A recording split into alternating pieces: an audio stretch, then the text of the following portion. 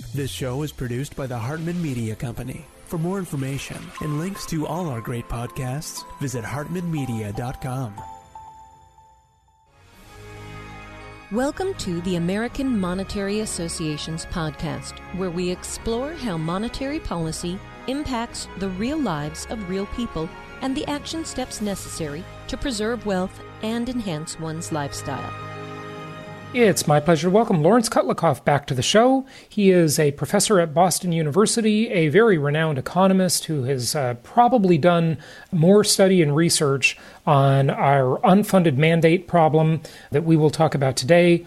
Can't wait to dive into that again. And he's also a software entrepreneur, and he's got some great software tools to help planning for all of this stuff. Larry, welcome back. How are you? Great to be with you. Very good, thanks. And I hope you're doing well, too. It's good to have you back. So last time you were on the show, I think we talked about the unfunded liabilities that the United States is facing in terms of all these entitlements that it has promised to people for the next forever, I guess. But maybe the 15-year mark is sort of the primary one to look at. I don't know, you can say. But that total, a lot of people call it the $60 trillion time bomb.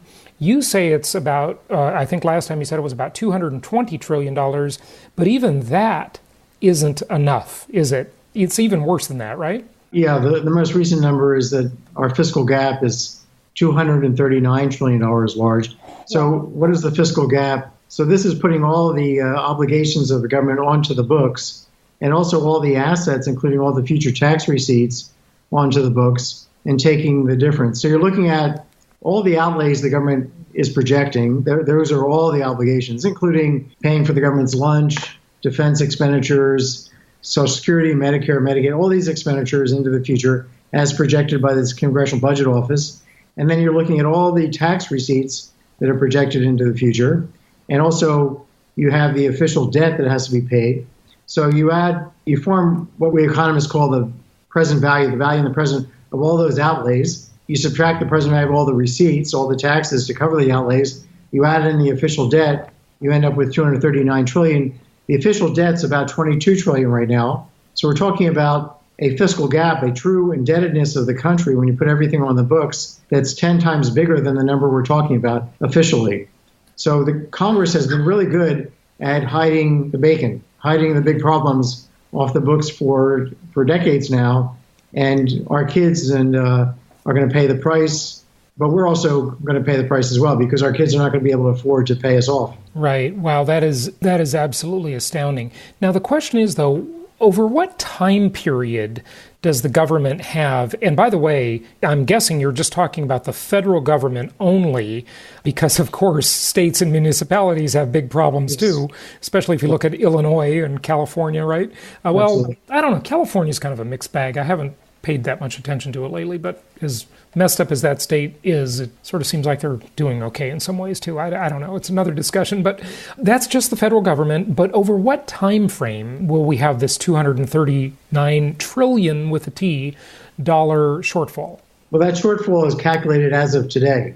So the country is short basically 10 years of GDP right now. One way we can deal with this problem is to raise all federal taxes by about 50%. That's not going to work. We just had a big tax cut, right, a couple of years ago. Mm-hmm. But we actually we had a modest tax cut. We need a major tax increase, 50% increase. If we don't do that now, let's say we wait 10 years, well, then we're going to have an even bigger increase. Maybe it's not 50%, 55%.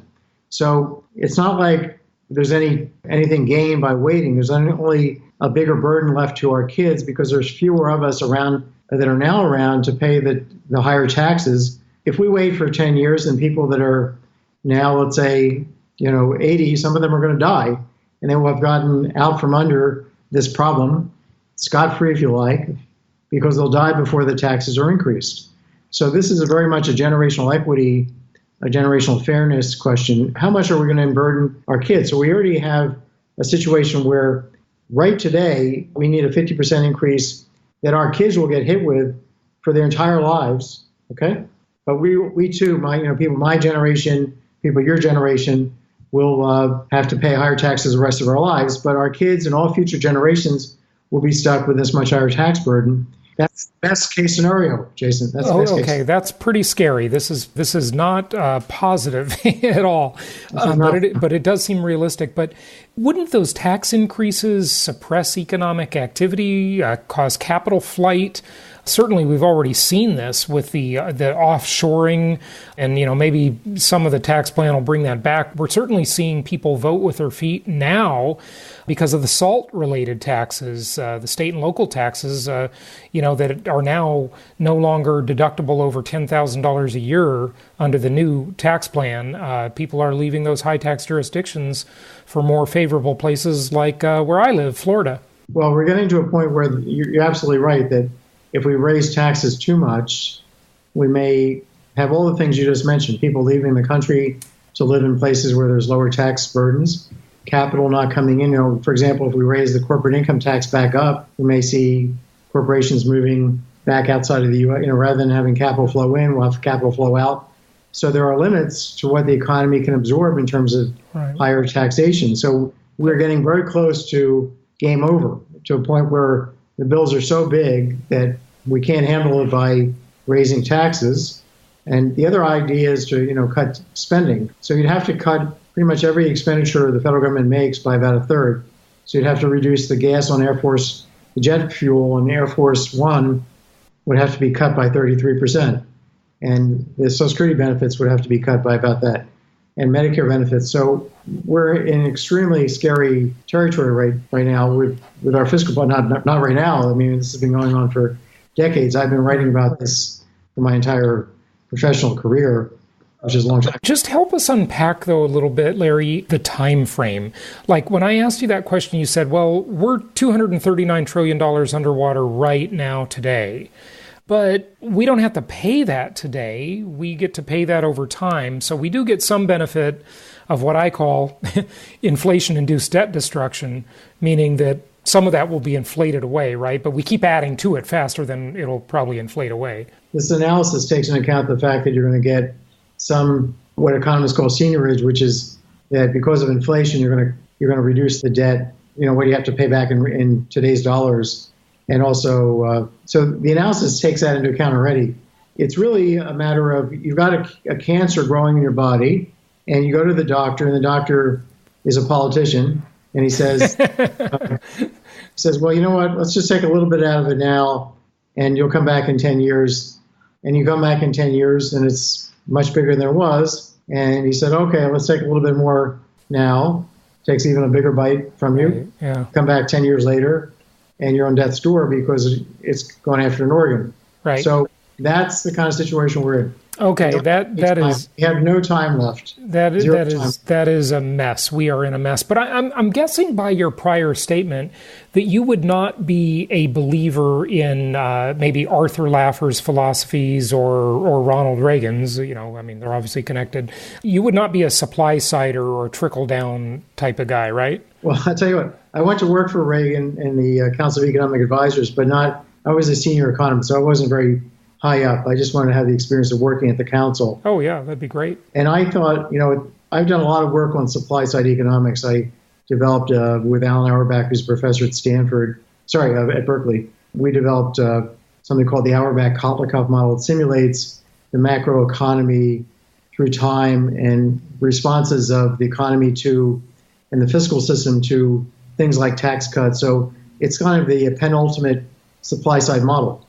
So this is kind of why I always got hired down at the Council of Economic Advisors. And basically what Art Laffer and other people were claiming, the model doesn't produce or reproduce. There are certain things, if you have sky-high corporate taxes, for example, lowering them and having capital flowing from the rest of the world, that can help your economy. But just cutting personal taxes actually will not pay for itself. And so we knew that back in 1979, 81 when I started working at the council. So a lot of what Laffer said is just not true. Okay. It wasn't true then and not true today. And then we have some other people on the left, like we have the modern monetary theorists today who are thinking MMT, you can do the same thing, and it's just a different angle of craziness. Yeah, I think MMT is just crazy. It's fantasy land. We have a bunch of people that want to pretend you can consume for free. Yeah, I wish it were as easy as MMT. That sounds so easy. You know, just keep running deficits and spending money, and you'll be fine. But you know, I'm just curious, and I won't belabor the point, but I just got to ask you, like, that sort of that common sense view of it, the layman's view. It seems like if you give people a tax cut and they have more money in their pocket, won't they spend it? And if they don't spend it, they're going to save it, which is good because that's capital formation for, you know, and that savings obviously works its way into the economy too. I mean, I don't know. That just seems sort of common sense, right? If you give people a tax cut, then the government will have to borrow more money, and then the principal and interest will have to be paid by somebody in the future. So it has to be repaid. So you're giving, let's say we put on a tax cut for the next 10 years. So we let older people like me pay lower taxes than we'd otherwise pay for the next 10 years. By the end of that 10-year period, some of us will have died. And anyway, we'll have gotten to consume more. But who's going to have to pay for that tax cut? Our kids and our grandkids. Right. But the obvious thing is, when you consume more, don't you increase the GDP, right? And that's more taxable. We got the Laffer-Wrights, we got the modern monetary theorists, and then we have the old-time Keynesians who believe the more the government spends, or the more the government gets us to spend, the more the economy is going to flourish. Well, on that basis, we should cut taxes to zero, have a huge party. And what we'll do is save nothing as a country. We're saving next to nothing as it is because we're so consumption-oriented. Our national saving rate right now is about 4% of national income. It used to be 15% in 1950. Yeah. So with very little to save, we can't really invest that much in our country. And that's why foreigners are investing in our country for us, in effect, taking the investment opportunities. That's why we're running what's called a current account deficit. So, no, the idea that you can consume your way to prosperity is not something that's worked in any economy, ever. I agree, and again, not to belabor it, because I want to talk about Maxify and stuff like that. But it's not a debate, at least in my eyes, between saving and spending. It's a debate between. I mean, look, remember when George W. Bush was president, right? And he sent out that, I mean, not him, but, his administration was running things. He sent out that tax refund and everybody got like $630 or something, right? And I thought, okay, so everybody got a rebate of $600 or whatever it was.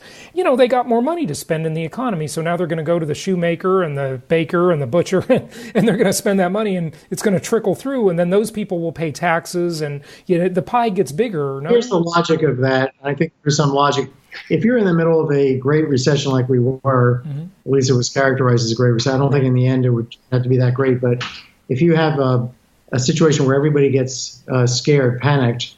So I start laying off my employees who are your customers, and you start laying off your employees who are my customers, and everything starts to melt down. Deflationary spiral, right? Yeah.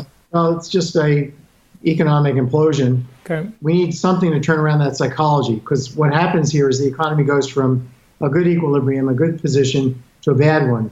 And that's what happened, I think, in the Great Recession. We just got freaked out because none of the causes of the Great Recession that were alleged to be the causes were actually true. I have a paper on my website, kotlikoff.net, called The Big Con, which talks about the alleged culprits of the Great Recession and what actually the facts are now that we've looked at them over time. So I think we had a panic. The government comes in and starts handing out checks. Now, if that had gotten everybody from thinking we're going to have this terrible time to thinking times are good again, that could have gotten me to stop firing my people and you to stop firing your people, and could have put on the brakes. But it may also have just freaked us out more.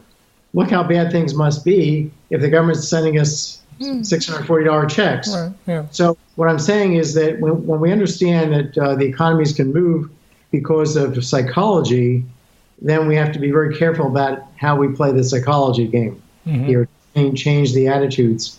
And I think a better thing that Bush could have done then, when Lehman Brothers collapsed, was to go to the building. I would have gone to the building the same day it declared bankruptcy. I would have taken the people coming out of the building, and I would have grabbed one of them, and, each one of them as it came out, I would have pricked them with a little needle, and they had blood. And nobody died. I would have, as the president, I would have done that. Everybody, I want to take a pinprick of you. and show everybody in the country that you didn't die. Right. That you're actually going to be able to work. You're not going to work for these people, but you'll work for somebody else next week. Right. And then I would have taken a hammer or something hard, a sledgehammer, to the building and said, look, this building is still standing. Yeah. Right? That could have changed the psychology much better than handing out checks. You know what? That is so fascinating that you say that, Larry, because I have long said that the Great Recession or any economic malady, really, during any time we've gone through this, if most people consider the Great Recession to have started the day Lehman Brothers fell. I think it really started about a year before that when the mortgage collapses started, but whatever, right? If you went to bed and then you woke up and you saw that Lehman Brothers collapsed, that 156-year-old company or whatever it was, and then you remember you looked around before you went to bed, before you knew that Lehman Brothers was collapsing, every asset in the world was there. There was a certain amount of gold, there was a certain amount of oil, there was a certain amount of every resource on earth, copper, whatever you want, right? And the next day after the collapse, the resources were the same. They didn't change. They didn't go away. The oil didn't evaporate. The gold didn't disappear. Right. The whole world had the same amount of assets. Now, they did admittedly change ownership, right? But they were all still there, right? The same amount of real estate existed. But because it's this, what Alvin Toffler called a super symbolic economy, and we have this financial engineering that Wall Street does, which is so scary. The credit markets collapsed. And when you have credit-based assets, like real estate especially, and the mortgage pool dries up, well, then the price does decline, right? Yeah. Nothing real changes. So you can have the financial system collapse, but it doesn't mean we don't have a financial system. We had the biggest bank in the world, the Federal Reserve, took over. That's another thing President Bush and President Obama should have said. Look, we don't actually need Wall Street. We have the Fed Reserve, and they're going to do all the job that Wall Street did. So let's stop getting upset and panicking and go back to work. That's what we do as Americans. Yeah. That never happened. So the only reason that we had this, you referenced, Jason, the mortgages meltdown. It turns out that the subprime mortgages were too small relative to the entire mortgage market, and too few of them actually went into default for this to really explain, to have produced a Great Recession. It's just too small a deal. When you have a movie like The Big Short come out where it's suggested in that movie that every other mortgage was liar loan and no doc loan, and ninja loan, and everybody decides, oh, for sure, this is the cause. But that's why reading this article, The Big Con, maybe we should talk about it together at some point on our podcast here. It just turns out that when you look at every single explanation of the Great Recession, whether it's the mortgages, the subprimes, the banks being more leveraged, not true, households being more leveraged, they were, but they didn't actually spend the money. They just invested the money. So in some sense they had assets to cover the borrowing. Rating companies did not systematically overrate. In some cases, I'm sure there were some overrating, but not systematically. So every explanation just doesn't hold water. We have time to look at the facts. I can't wait to discuss The Big Con. I'd love to have you back to do that because that sounds fascinating. And I think our ideas about it agree a lot. So one last thing, and then let's talk about the solution as to how people plan for what's coming, okay? And you have some software to help them do that. But with $239 trillion looming out there that need to be paid somehow, it seems to me like the only solution is going to be inflation, right? The government is going to have to create money to pay the bills. I've outlined 6 possible ways that the government could get out of the mess. If it's 60 trillion, if it's 220 trillion, 239 trillion, whatever the number is, we know we have a problem. So the first one is default and just say, look, sorry, austerity is the way it's going to be. That's not going to work. There'd be riots in the street, right? Look at Greece, look at other examples of that around the world. They could raise taxes. We talked about that. Now, my view is when you raise taxes, you suppress economic activity. That's a political debate, maybe more than anything. Number 3 solution is they could have a yard sale. They could sell the ports to Dubai. They could sell military equipment to Libya. The BLM could sell off land. There are some options there. We do have a lot of resources in the country. Heck, we could sell Alaska back to Russia, right? I'm not recommending it. I'm just saying it's available. We could use the American military machine to steal the assets of other countries. That's the history of the world, basically. Or on the good side, we could have some great technological innovation, okay, some great America-centric discovery or resource, biotech, energy, I don't know, whatever, nanotechnology. Or the most likely solution, inflate our way out of the mess. It seems to me that you think inflation is coming. That's what I think. So if we defaulted on the debt, we'd pick up about 22 trillion out of the 239 trillion. Right. So that's small change, actually. Sure. But it could be an ongoing default. Say we're just never going to pay anything. Sorry. Government workers, you're out of a job. Social Security, you're never going to get it. Whatever. Okay. Well, defaulting on all the expenditure obligations, that's like cutting spending. Yeah. But that will lead to, as you said, riots in the street. Basically, old people in particular. It's not going to work. Yeah. Their canes and walkers. Being up on Congressman. It's politically unacceptable. It's never going to happen. So inflation. The problem with inflation is you can't get much money out of it. Mm-hmm. So the most you could do, if you ran hyperinflation today and you still maintained Social Security benefits in real dollars, you index them for inflation as they are, you could at most deflate away the official debt, which is 22 trillion. So again, you're not going to get, well before you get to the point of eliminating in real terms what you owe on the debt, you will have hyperinflation. You'll have people treating dollars as a hot potato, and then you'll have money circulating much more rapid clip, and faster money is like more money, so you'll have prices going up because the money is circulating more rapidly. Yep. So inflation, I think, is going to be the first resort of the government, but I don't think it's going to do much except produce a lot of inflation, just like it isn't doing much in Venezuela. The country is still broke. It's not like they're able to invest in any, the government can raise resources by running a hyperinflation. I agree. And it didn't work in Zimbabwe or Hungary or Weimar Republic or anywhere else. But we have one major advantage, the reserve currency, the biggest military. The U.S. is in, admittedly, a better position than any of those, right? Just, we have the advantage just until we lose it. Now, the British pound was the reserve currency until Soros, I guess. Yeah. Well, that's World War II. That after World War II, it became the dollar. I don't know whether you would date the dollar's preeminence before World War II or not, but anyway, certainly after World War II, it was the dollar. Yeah. And there's nothing that says it can't turn into the yuan, right? Mm-hmm. The Chinese currency, because people will move out of the dollar if the dollar is not trustworthy.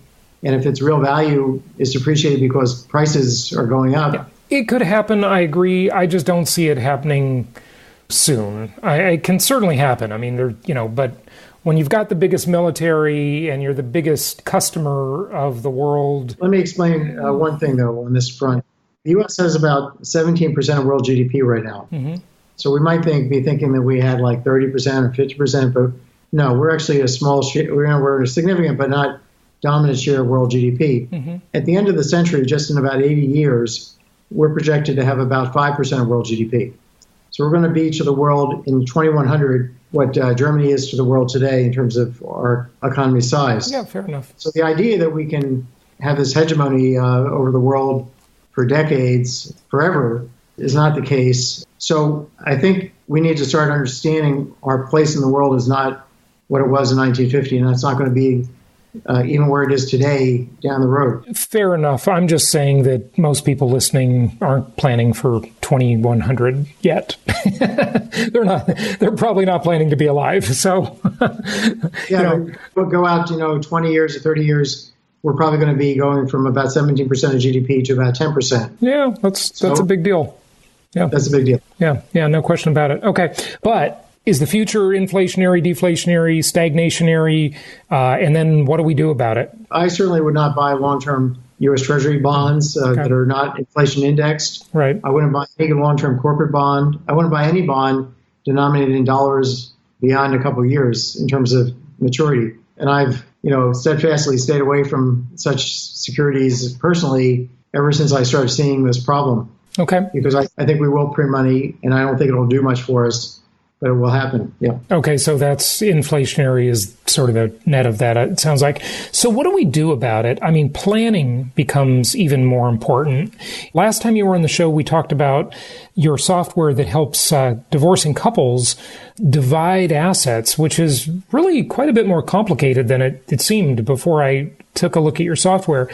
And you've got some other software that helps people plan for the future in many ways with a great degree of detail. Talk to us about that. Yeah, I'll do that. Let me just say right before I get into that, there's a website called purpleplans.org, www.purpleplans.org, where I talk about what I would do if I were running the country to fix the $239 trillion fiscal gap. Mm-hmm. How to fix Social Security, how to fix healthcare, how to fix taxes, how to fix banking. Anyway.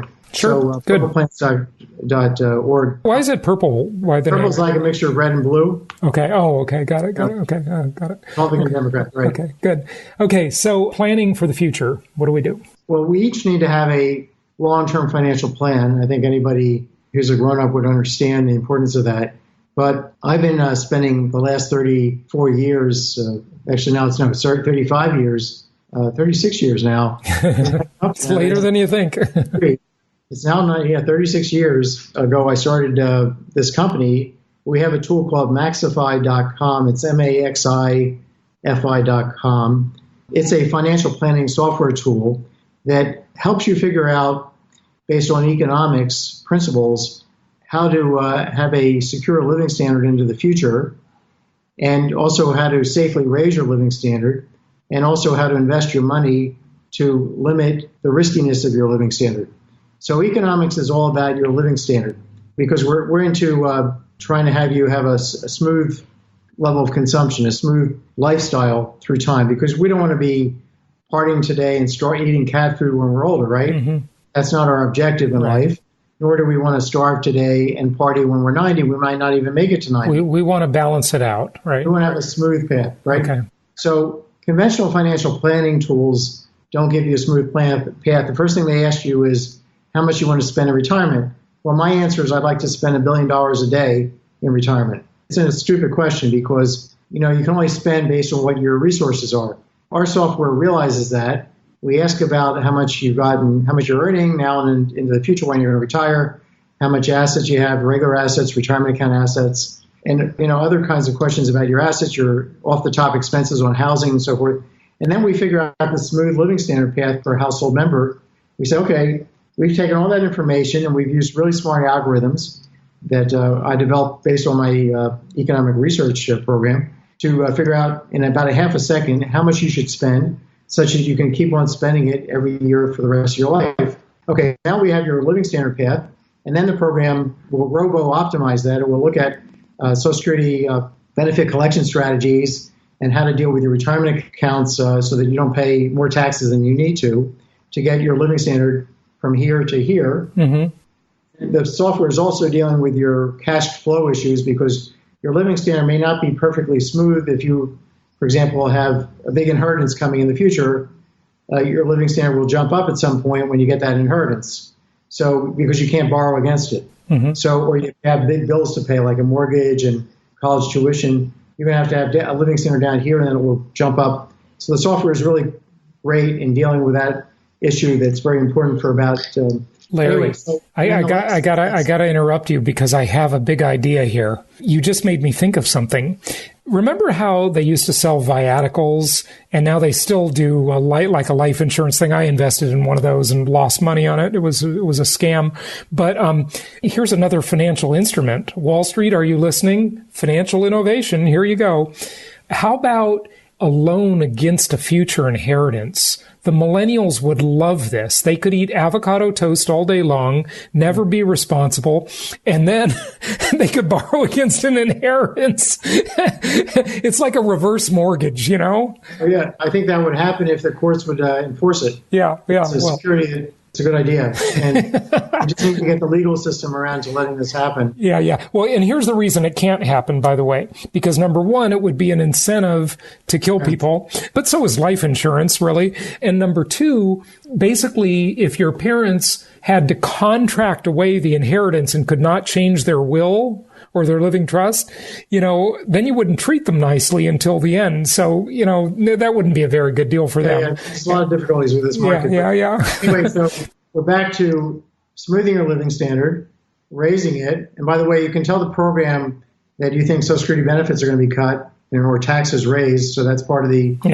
software. So you can you put in your projected inflation rate, I suppose? Yep. Mm-hmm. Yeah. Okay. So the program is going to tell you, okay, here's how much to save this year and every year in the future. Here's how much to spend. Here's how much life insurance to buy. So your survivors have to the dollar the same living standard. And then it's going to raise your living standard. And then it's also going to say, okay, tell us about how you're investing your assets. So we set up a based plan for how you're going to invest. And then we compare that with a risky strategy and a safer strategy. Mm-hmm. And then what we do is we run what are called Monte Carlo simulations, let's say you're running the program. The software is going to run 500 trajectories of your living standard based on the returns you would get on your assets that you're holding, let's say in your base case. Mm-hmm. Then we say, okay, let's feed all those trajectories of your living standard. First of all, we show you what they look like, how spread out they are. And then we say, let's plug those into a mathematical function that trades off you're being happier if you get to consume more, but also you're being less happy if you're with the downside risk. So it kind of trades off risk and return. And economists call this expected utility. So what we do is we show you the expected utility from your base plan, from investing in a more risky way, investing in a safer way. And you get to, by playing around with this tool, you get to see what's the optimal portfolio for you to hold given your degree of risk aversion. Interesting. This is what economics has been saying to do for decades, really. Modern portfolio theory in economics started in the 1950s. So we have like 60 years. And this is the first tool that actually is bringing economic portfolio recommendations or economics portfolio analysis and recommendations to the public in a simple tool at Maxifi.com. That's really interesting. How long, it just begs the question. It sounds complicated. How long does it take to input one's data and set it up so they can find out the answers? Well, the program works like TurboTax, so it's a very easy interface. I'm going to give you a copy to you'll take a look. So it's just, first question is, what's your name? Are you married? What's your spouse name? Yep. Do you have kids? So it's question by question. So it's a wizard. It holds your hand.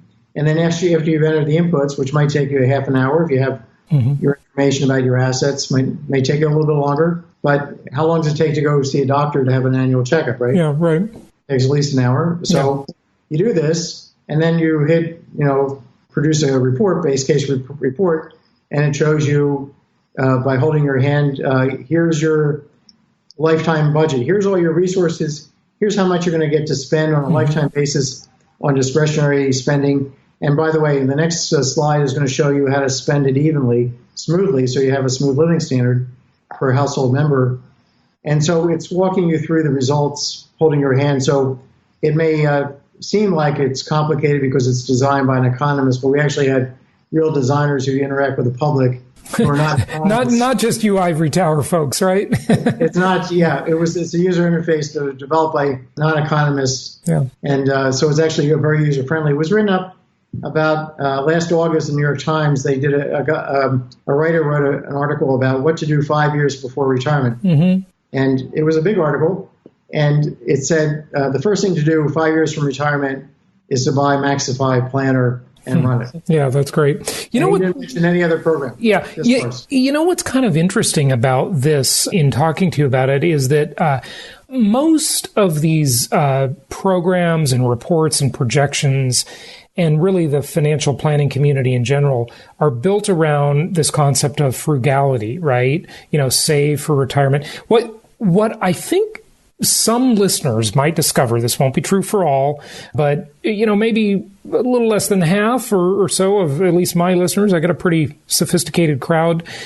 I think they'll discover that they might not be spending enough money and enjoying life enough. That's an interesting take, right? Because nobody has done lifetime budgeting for them. Yeah. Say, well, how much can they spend right up to the maximum age of life? We plan for people to live the default value is 100. Mm-hmm. So we're not focused on you're dying early, so you need to save more. Right. The financial industry is engaged in so many different types of product sales and efforts when it comes to their software and the way they do their financial planning. It really bears no relationship to consumption smoothing, to this idea of having a smooth living standard and then safely raising it. It's actually giving you advice that's pretty much the exact opposite of what economics recommends. Yeah, that's really interesting because a lot of people, though, to just look forward to maybe the great next technology that's coming for life extension, we might have too much life left at the end of the money. That's most people will have that problem. But and it's sort of a good problem to have in a way, I guess. But it's not a financial problem. No, it's struggle. Yeah. But some will. Well, I mean, I'm just saying it's good to live longer, right? Generally. But some will find out that they really need to enjoy today a little more. I think that's the interesting thing about this. Even if they plan to live to 100 or 110, you can do that in our program. Yeah, you can change the maximum age of life. But there's lots of people that are over-saving because they're overly scared about their finances, but we have lots of other people that aren't under-saving because they think Social Security is going to be bigger than it is. They think their retirement account money is going to last longer, but they forget about the taxes that are due on it. The program is super careful about taxes and both federal and state.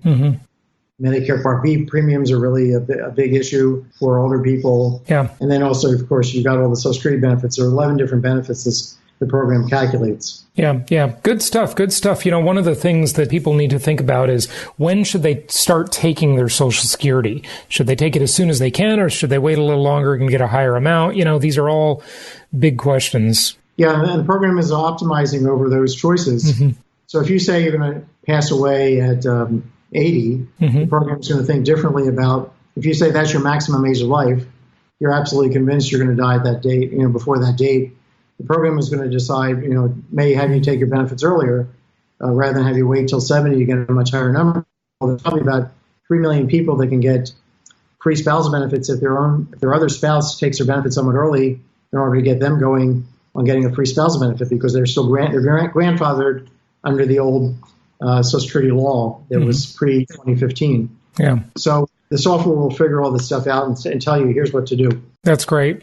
So it's Maxify.com, right? Maxifi.com, yeah. All right, Larry, thanks again for joining us. It's always great to talk to you, and we appreciate that. Just a closing thought on the economy or where it's going or what people should do, anything? Yeah, the economy is doing pretty well, but, I'm not seeing a lot of real wage growth, which is what we're hoping for, because the economy is, workers have not seen major wage increases for decades. Yeah, 41 years. Yeah. So even though the unemployment rate is low, which is great, our real incomes are not rising.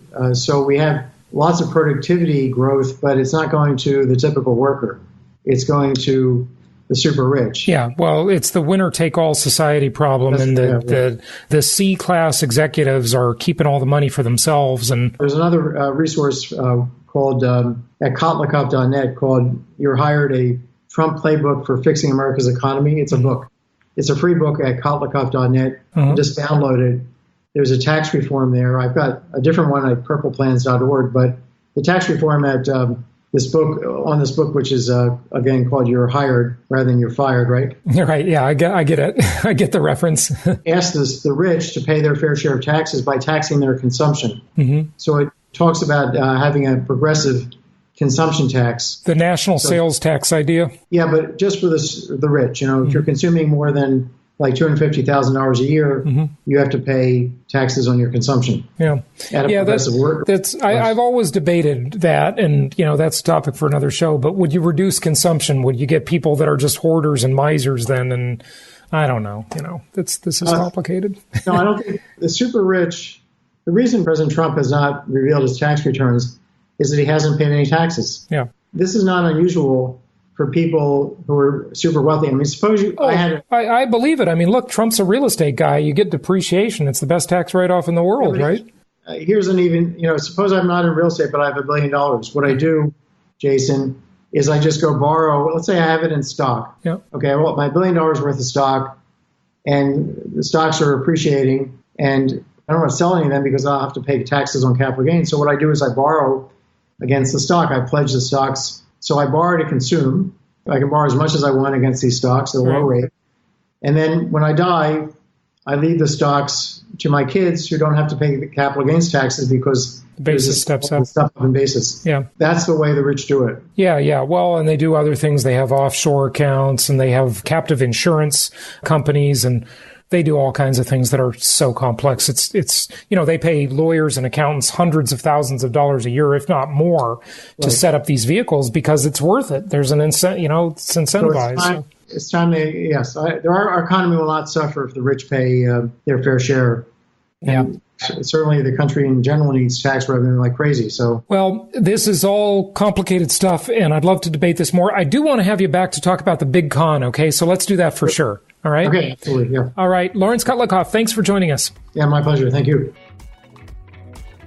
Thank you so much for listening. Please be sure to subscribe so that you don't miss any episodes. Be sure to check out the show's specific website and our general website, hartmanmedia.com, for appropriate disclaimers and terms of service. Remember that guest opinions are their own, and if you require specific legal or tax advice or advice in any other specialized area, please consult an appropriate professional. And we also very much appreciate you reviewing the show.